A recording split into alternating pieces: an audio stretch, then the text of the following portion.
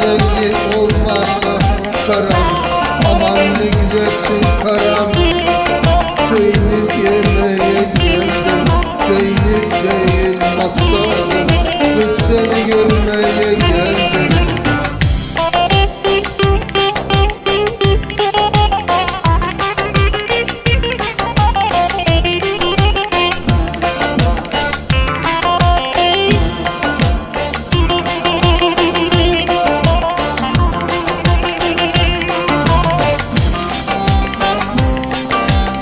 O yar benim olsa, zengin olmasa, bağışla çillenme, ben almam seni karam.